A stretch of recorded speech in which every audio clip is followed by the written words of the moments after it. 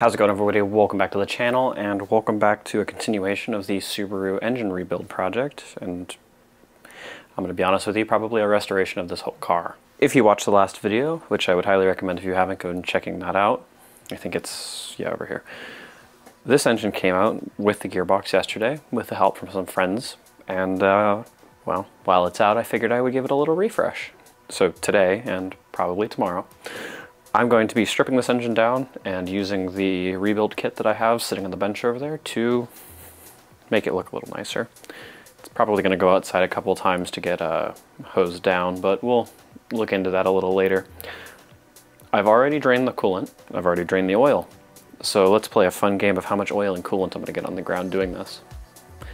I'm going to bet a lot. But I could be wrong. I've done this once before. This isn't the first EJ I've torn down. So if I'm going a little quick, just know that. The only thing I will say is just break bolts free by hand. And if you see me doing it with a gun, it's because I know that that bolt will withstand it. Now, a couple of things that are worrying me on this is there's some like hardware store hardware on this engine that I know for a fact shouldn't be there. So we're gonna have to be taking a look at that and being very careful when removing those, but otherwise, this should be a pretty easy teardown. These things are pretty simple. So let's jump right into it, and we're gonna start by removing the intake manifold, I believe.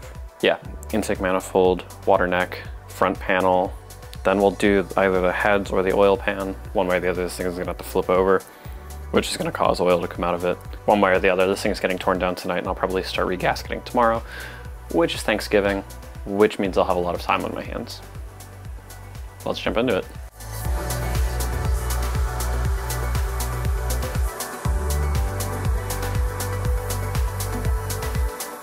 While I was removing the intake manifold, unfortunately, one of the connectors for what I believe to be the AVCS did break off. I think it was just because it was old, it was brittle plastic, but that did mean I have to go get a new one, and later on in the video you'll see me soldering that on.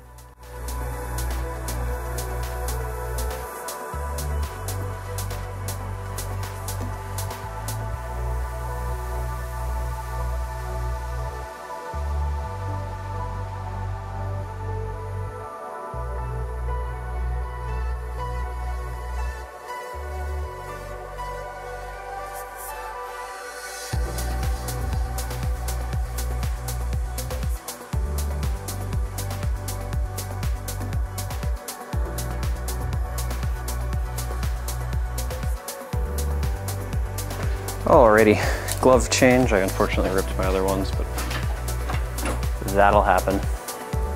Timing equipment's all off. Camera battery died while I was doing that, so you didn't miss much. It was just me struggling to remember how to do this.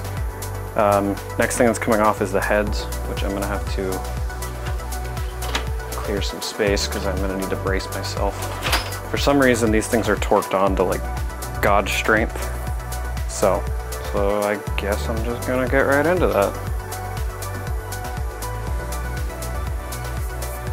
Note here that I am removing these all by hand with hand ratchets and then using the electric ratchet. Those bolts on the valve cover are very fragile and will break if you put too much torque into them. Ask me how I know.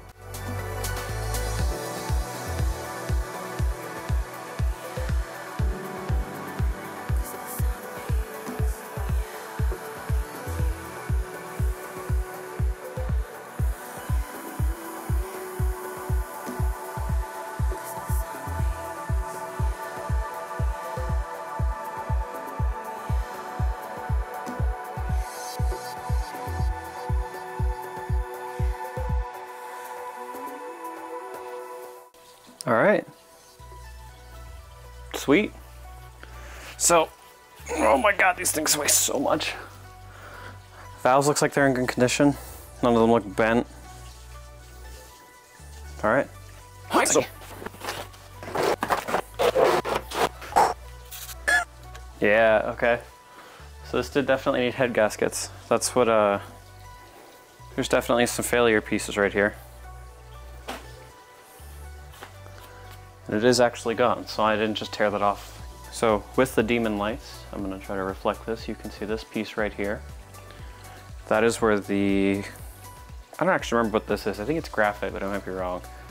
That's where it started to wear off, and I think it was letting coolant get between the water jacket and into the actual pistons. It looks like some oil was getting in there too. But honestly, oh, it definitely is letting some coolant into the oil. Huh.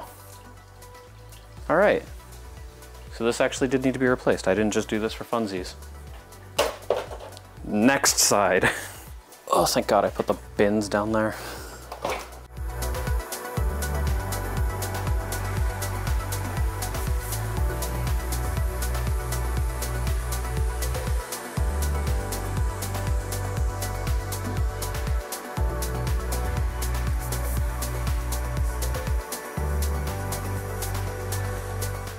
All right, let's see here.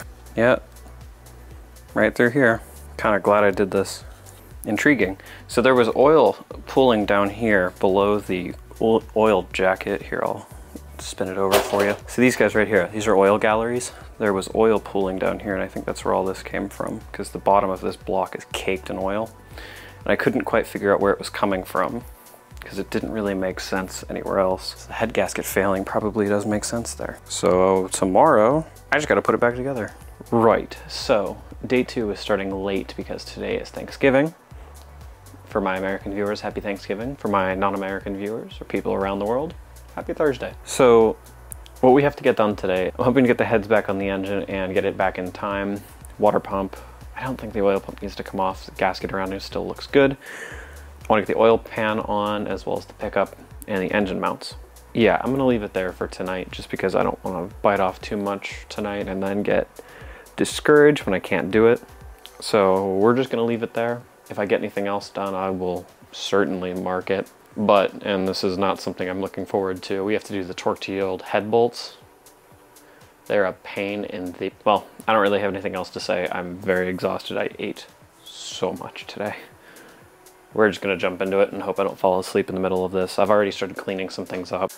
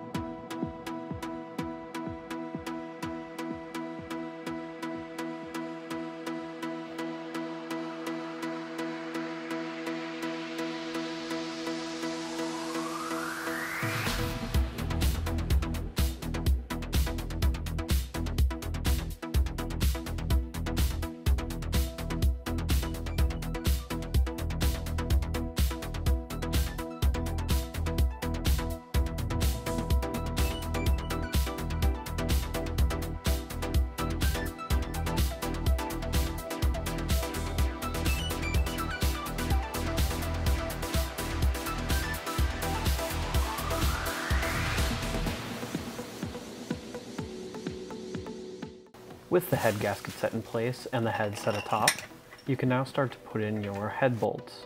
I added a little bit of oil to all of them just so that they would go in. I would not recommend using anti-seize or thread locker as these are torque to yield. Don't worry, I'm only starting these with the impact and not actually driving them in. So this is the pattern you need to follow.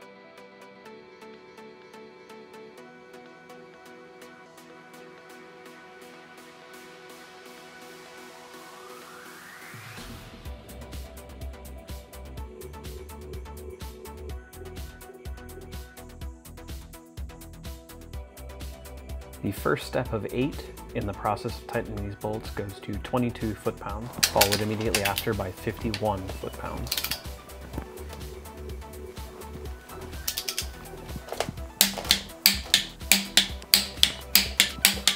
Then, annoyingly, you have to loosen all of the work you just did 180 degrees, and then immediately 180 degrees again, followed by step 5, which is 31 foot-pounds. Then you need to tighten each bolt between 80 and 90 degrees.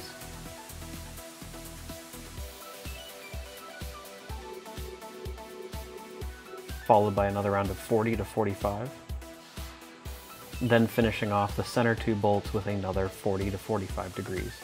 And that's it. Once you have done that incredible amount of work, you are ready to start putting on your valve covers. Make sure to put on your gaskets, but this is pretty straightforward, and do not over-tighten those bolts.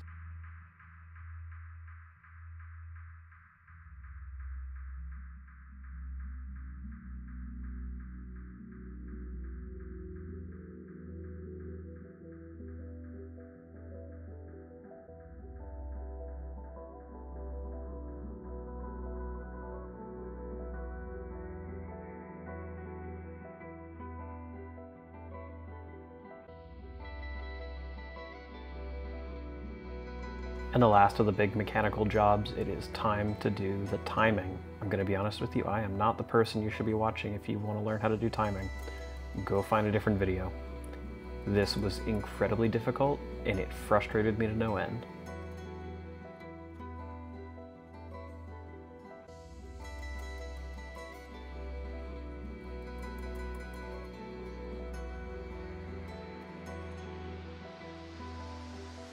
Well, the engine is in fact starting to come together now. It is timed. I still need to put the manifold on, which is just hanging out right down there. But I have to wait because I am missing the connector for this. So that is where I'm going to end off today. I'm going to be honest with you, the only reason I'm facing this direction is so I can see the EV6 behind me. It's been about a week since the last clip I filmed. I unfortunately contracted a sickness from my little niece, which took me out. So I also was waiting for stuff. So this is the broken timing cover, which I need my knife. While we were extracting the engine, whoever happened to be using the engine hoist accidentally dropped the engine on top of the timing cover, which dented it a little and actually just shattered it. So I was going to get one from a parts yard, but it turned out to be cheaper to just buy a new one. So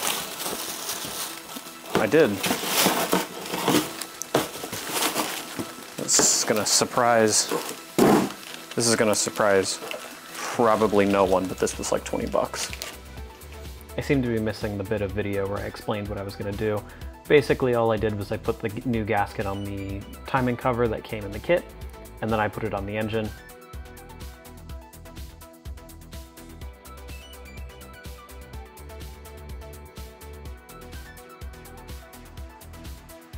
Next thing I took care of were the spark plugs. On Subarus it is incredibly difficult to get the spark plugs while they're in the car, which is 90% of the reason I actually ended up removing the engine from the car, because it did need spark plugs. Here you are seeing me solder the connector that I got from the pull and pay onto the intake manifold, as when I took the intake manifold off, it sheared the connector off. To no fault of anyone's, I think it was just old. So the engine is, well, not quite done yet. I still need to put the intake manifold back on and the headers and all that stuff. The headers have to wait until it's in the car, and the intake manifold has to wait until I clean this thing off a little. Unfortunately, it's dark out and it's only like 6. So that's going to be a tomorrow thing, but tomorrow is install day as long as I can secure the people I need to help me get this in, which means that the rebuild video is effectively over. Perhaps next week when you see this car will actually be running and maybe I'll get to drive it finally. But I'm not going to get too ahead of myself. What I'm happy with right now is that this is finished and it is ready to go in the car as long as I clean it. So I'm going to end here. Thank you all so much for watching. Don't forget to like and subscribe if you're new here. Welcome. Take a look around. Maybe check out another video. Leave a comment. If you're a returning viewer, thank you all so much for sticking around. You keep this project going. But as always, peace out, everyone.